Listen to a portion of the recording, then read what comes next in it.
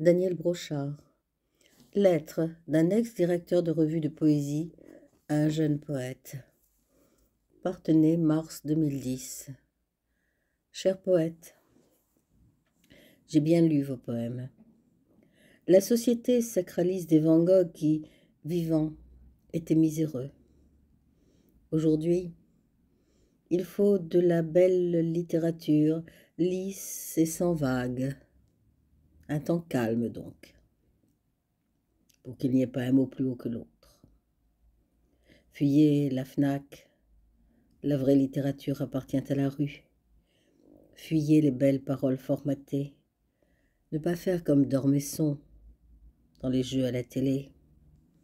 À la limite, vous pouvez balancer votre poésie sur la façade de l'Élysée, histoire de faire parler de vous. C'est bien comme ça que l'on devient célèbre. Il faut frapper, attirer les regards. Puisque les génocides n'intéressent plus personne, ça passe mal à la télévision. Puisque le sang se dissout très bien dans la lessive, surtout le sang des enfants et des femmes mutilées. Moi, je ne peux pas vous dire comment briller en poésie. Il y a certainement des recettes que je ne connais pas. Tout cela est un peu irrationnel. Il y a des milliers de poètes. On est tous comme des cons devant la télé, la boîte carcérale à faire reluire la connerie universelle. Ah non, n'allez pas faire des vagues. Nous serons artistes dans 100 ans. En attendant, il convient de la fermer. Il faut rester en ligne dans les salons, pas sur le front des mots, trop dangereux. Bah oui, la poésie, que dalle. La poésie, c'est vraiment très bizarre. Surtout, ne pas envoyer ses poèmes à Dormesson. On pourrait tous finir dans une émission de variété. La honte du poète, le déshonneur. Gardez vos poèmes silencieux. La poésie s'écrit dans le silence de la geôle. Soyons tous des poètes maudits à découvrir dans 100 ans. Aujourd'hui, il faut faire du tapage ou se coudre les lèvres.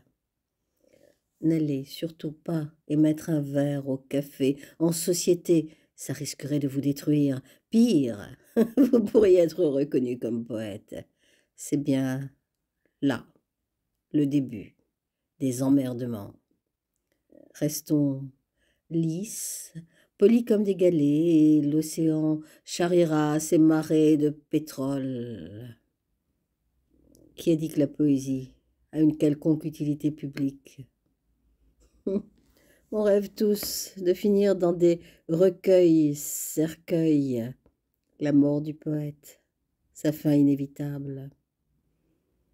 Le poète aussi aime le repos, le silence. Désolé de ne pas pouvoir faire plus pour vous. Vos poèmes auraient mérité de paraître dans Mot à Mot. Bon vent quand même. Daniel Brochard.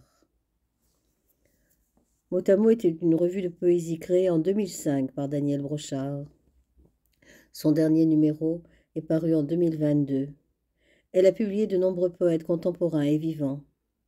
Cette lettre a été envoyée à un jeune poète en 2020 par Daniel Brochard, qui s'est éteint en janvier 2023.